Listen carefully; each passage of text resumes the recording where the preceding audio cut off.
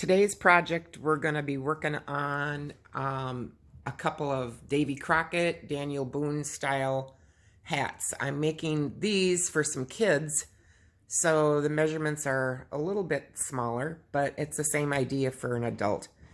So what I start with is a nice size raccoon skin.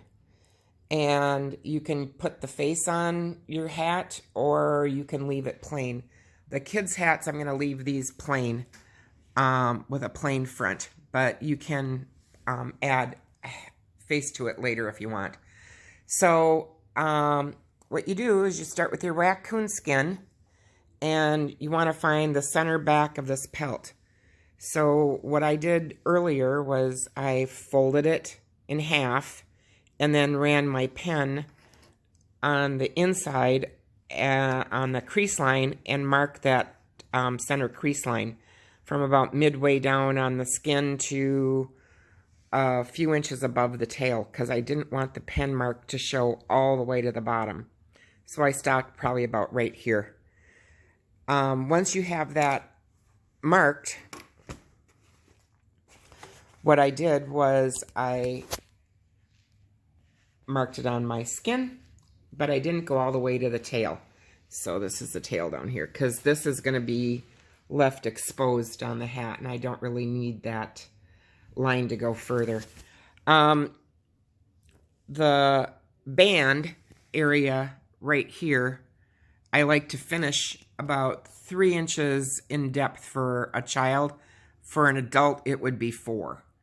So I am going to do this hat where the tail on the back comes down, and I kind of like to leave a natural finish on my raccoon, so it's going to come down at an angle to the base of the tail, and this will be trimmed off later, but just to give you an idea, it's coming down like this.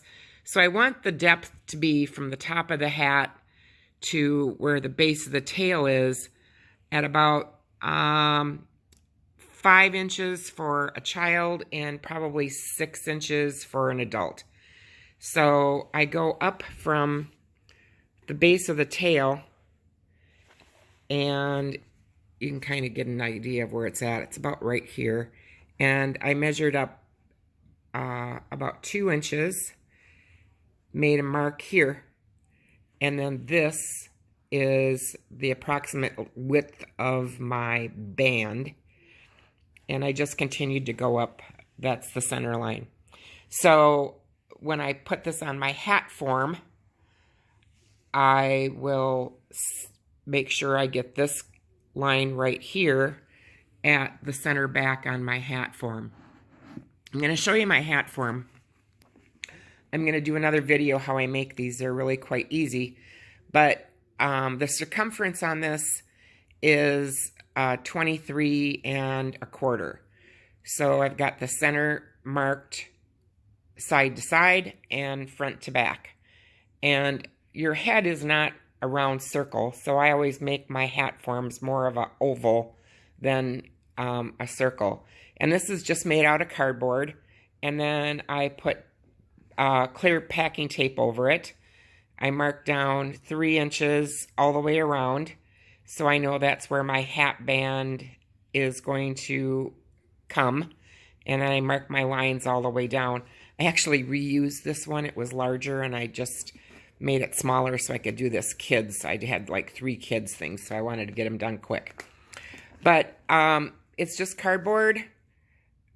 Score it, mark it, make an oval, and that's going to be what I shape my skin off over. So the next step is we're going to wet the skin.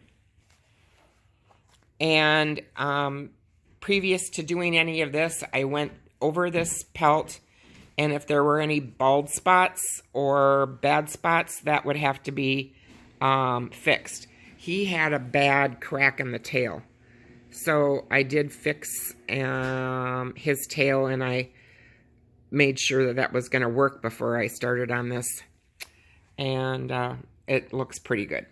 So otherwise, the rest of them was pretty good. So what we're going to do is we're going to take water and you lightly dampen your skin all the way up to the point. On this, I'm not going to dampen the whole thing because I'm not going to use the whole thing. So here is where I measured the 3 inches for my band at the back. Here is the depth of the crown of my hat. I just put the block or the hat form on top. So that gave me kind of a good idea. And then I came down another 3 or 4 inches past that for the front band. And I'm going to put a mark about right here, which is close enough. And so I'm not going to wet past the front of the front paw on this skin. It all depends on how big your skin is. So once I've got this wet, I'm going to fold it inside, where you fold it so that it stays wet and damp. While you have to wait about 15 minutes so that this pelt will soften up. So I'm going to dampen this up to right about this area right here, fold it together, and then I'll be back and show you what we do next. So after I wet my skin, I decided to trim it off, and I trimmed it off just at the front of the front paw all the way across to get rid of the head portion part of the skin, because I'm not going to use that. And so what I do next is I take a spray can of spray starch, and just a heavy-duty spray starch, whatever you get at the local store, and I put a coat on over the area I'm going to stretch on the pelt. I can go all the way to the edge, but I don't need to. And then I let that sit and saturate in for a few minutes, and then I'll be setting this over my hat form block, and I'm going to stretch the skin over that. Now, what I use to fasten the skin down to the block is a longer point push pin. And this has got probably about 3/4 of an inch long for push pin. The little ones that you get at the Office Max type store aren't long enough. You want these aluminum push pins. So this will probably sit for about another minute or two. I'm going to let that saturate in real well, and then I'm going to stretch it over this block. So what I do is I take a plastic bag, just because I don't want to get the spray starch all over my hat form block, and I put that down first. And then what I'm going to do is I'm going to position this line, which is the top line of the back of the pelt, at the back edge of my hat form block. I'm going to start there with my first push pin, and then I'll be working the center of the skin up to the front on the center of my block. And I can see that line down here on the bottom of the block, so I know I've got that straight. And then I'm going to be doing the sides. So I'll show you that in a minute.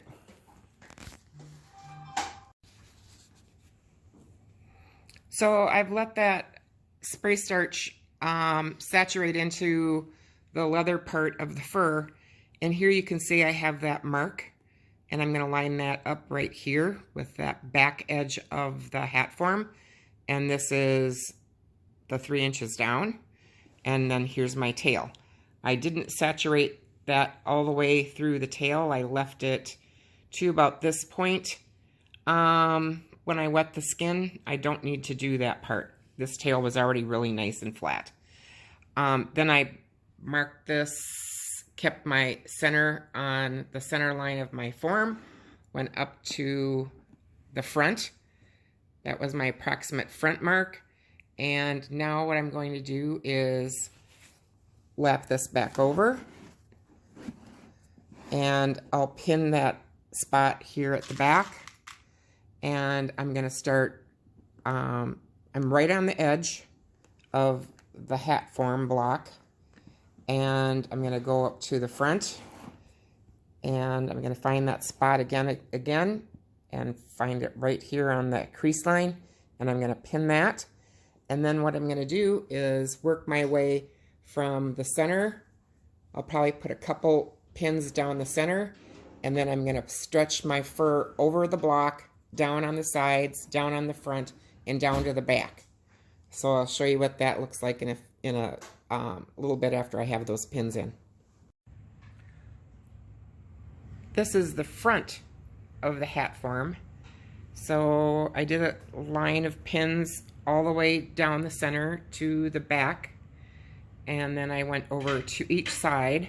Worked it in quarters from the center to the side, center to the side, and then I stretched my pelt over the edge of the hat form, and I pinned as I went along on the top ridge, and then I came under on the side and pinned another row going along the side. And after I've got that done on the top, then you work your way down to the bottom. So I go the front, and I keep the front steady or true, and pull the skin down and put another row of push pins in going around, and I work the front going to the side going to the back, and the back straight down.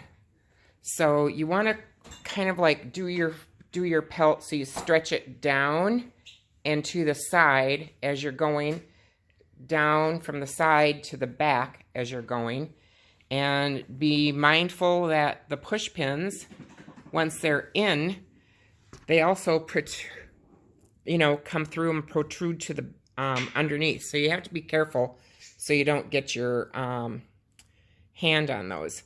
But you'll end up with a few creases in this towards the bottom, but the area that we want up near the top should like almost be free of any creases.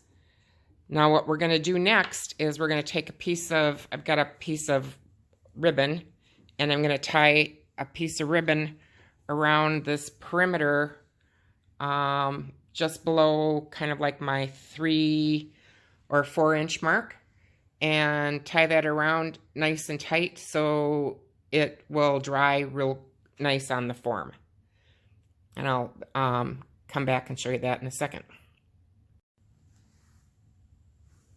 So I wrapped that piece of ribbon around, and I did a double wrap. So the first wrap is probably about 1 inch or so above the second, and it comes down and it just goes around the whole circumference of that hat block. Now what we're going to do is you let this sit and you let it dry overnight. It might even take like 1.5 days to dry, but once it's dry, you're going to take all the ribbon off, you're going to take the push pins off, and then what we're going to do is mark it, and I'll show you that in a minute. Well, I've got my raccoon off my hat form. It dried overnight. If for some reason you take it off and you notice it's not dry, just put it on your hat form and put a couple more pins around the outside so it'll continue to dry, and then when it's dry, take it off.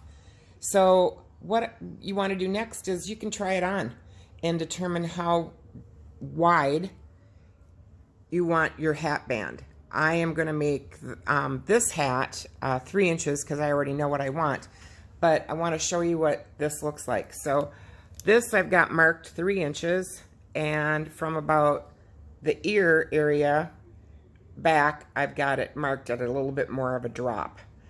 The one that I've got on the table that I'm going to be working on, I think I'm even going to do a longer drop on the side. So anyway, take your hat, put it on the table. You've got your center front, and this was the line that we marked on our pelt going all the way back to to just about the tail. So here's the back. And what you want to do is find that crease line that was made when we stretched this over the hat form. I take a pen and mark the whole edge all the way around, and then what I like to do is I like to find approximately where the ear would go. So it's about, halfway on your hat, and I mark that. Now, the outside edge here, I normally don't mark it with a pen, but I wanted to show you. So I mark this with the pen coming down to like the tail, and this excess here on both sides will be removed. But I don't remove this until after I get my lining in. And so it just gives you kind of like a visual as to how I'm going to make this drop just a little bit more. Next, what we do is you take a ruler and you set this inside your hat, and you're going to want to use a hard surface because this is on a table. And then you just take your pen and you mark all the way around 3 inches. Here's 3 inches on my ruler. And the depth kind of depends on, where you want it. An adult, probably the depth might be between 3.5 and 4, but on a child, I'm going to make this 3. It might even be a little bit less when I get it turned, but we're going to go with 3. The other thing I wanted to show you was the hat, how nice this feels. This, from the spray starch that we put on, has a real nice feel to it. It feels sturdy, it'll hold up. The spray starch helps keep the shape. The other thing is on the hat band all the way around, I want to show you how smooth that was. After we stretched our skin down over the hat form, and you keep pulling down to the very bottom, you're going to have a lot of ripples in the excess, but the main hat band is really smooth. I have a little ripple up here in the front that won't show when I get my lining in, but other than that, really turned out nice. So the next step would be to put our lining in, and we'll get the lining and get started on that. So onto the lining. Usually what I use in hats is a quilted nylon lining. You can use, a lightweight wool or a heavyweight flannel. I don't like fleece because it stretches, but anyway, what you do is you take your fabric, and I've already got this cut, but what I like to do is take my hat block, lay it on my fabric, and use that as a pattern. And just draw around your hat block, mark your center and your sides and your center back. Once that's marked, you cut it, and then I cut a long strip. The circumference, measure the outside of your hat band, and this was 23 1/4, so it's got to be at least that long, plus a seam allowance. And I cut that so it's about 4 or 5 inches. Doesn't have to be 4 or 5 inches, but it cut that about 5 inches wide by the length. And then what you do is you just take and I start at the center back, so my fabric on all the way around until I get to the back again. And then when I get to the back, I just fold it over, seam it down the center back on the lining, and cut off the excess. So it's where I don't have to kind of like guess the length. I just know what it is, because where it starts, and where it stops, it stops. Now what I'm going to do is fold this over to the width of my hat band. So my hat band on that hat is 3 inches, and I cut this lining a little generous, but that's fine. So I am going to fold that over to a 3-inch depth, pin it, and then I'm going to sew it onto my hat. So I'll show you how I do that in a minute. What I also do is on this hat lining, as I'm going around, I leave an opening on the side of maybe about 2 or 3 inches. This one I left a little bit shy, but I'm going to be pulling my whole hat through this. So you want it wide enough so you can pull your hat through, and then when we get everything done, we'll close this area up here on the hat lining by hand. So there's minimal hand sewing on this particular hat. And we'll get started on putting it in. So before we put our lining in, what I did was I turned my hat totally inside out. And this is the center front. And I marked from that crease line down 3 inches, because we're going to make this band 3-inch wide. And then I marked from the center front over to the side about 3 1/4 inches. And what I'm going to do is finish trimming this off on the other side, but I trim off just that fur from the center front to each side of the front 3 1/4 inches. I'm going to sew my lining on this edge next, and I'll show you how that looks. So we're going to sew our lining from the center front to the side here, from our center front to this side, and then we're going to do another step. One other thing I'm doing is I'm putting a drawstring in this hat. So I got one of these little barrel type drawstring cord things. I've secured that on the back. What I did was I came down from the center back, because I am dropping my lining just a little bit on this, about a 1/2 inch longer. So I measured down a 1/2 inch from this 3-inch mark, and I came gradually around from the back up to the side, and then from the side up to that area on the front where I had trimmed it to. So I am going to sew on this line right here. So I'll show you what we do next. I want to show you how that looks after I sewed that area from this point to the center front, and from this center front to the other side. So that is going to be the front of our hat, and when this gets pushed over, that's what it's going to look like. And now we start, and we're going to sew the lining on from this point around the back, around the sides and to the back. So we'll get to that next. So this is the front of the hat, and I sewed this first, and then I turned it, and so now the lining's totally outside, and the fur is on the inside. And what I did was I came down and fit the lining over the hat, tried the hat on, and found that I had a little too much fullness in fur at the back. So what I did before I finished my lining was I went in and I took a tuck here down, and I took another tuck here on the half, and I did the same on the other side. It was just a little too full down here. So if this was like a regular hat and I just wanted a 4-inch band all the way around, or 3-inch band, I wouldn't have this on, but I wanted this drop for this kid's hat. So that would have just finished off all the way around at the even length, and I could have just done the whole thing and sewed this all the way around by fur machine from the inside. But instead, I took this and I tucked the lining up in, and I finished this by fur machine on the outside edge all the way around to the other side.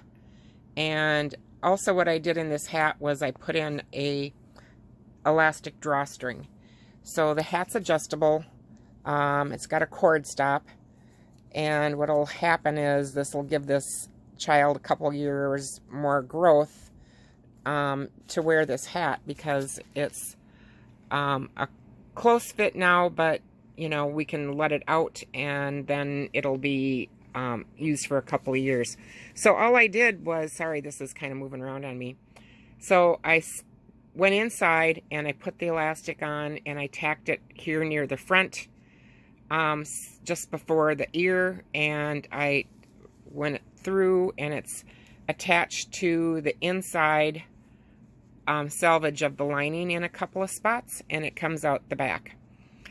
And so, you know, after I've got this done, what I did was I came to the front, and I did, to keep this front nice and firm so it's not going anywhere, I did a hidden stitch in about half an inch from the edge on the lining, and you can track this all the way around.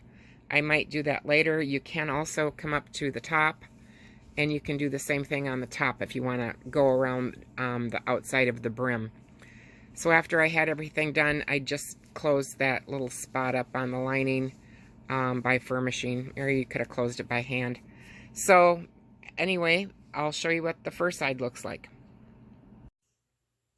So here's our hat. This is the front, and it's transitioning to the back, and here is the tail. So overall, I think it looks real pretty. And then this is the crown. So I think it's a nice way to make a hat using a hat form block. There's like, I did have a little tuck in the fur right here. I think that's the spot. And so because it was a little full at the back, but overall I think it worked out nice. And this has got elastic in it, so whoever wears this will be able to wear it for a couple of seasons. And because it's adjustable, and so this were an adult, and I wanted to make it just a solid brim all the way around, a certain size. Just envision this being, you know, like tucked up and tucked in, and come right back to the tail. So that would have been the difference. If you like this and found it helpful, like and subscribe. Thank you.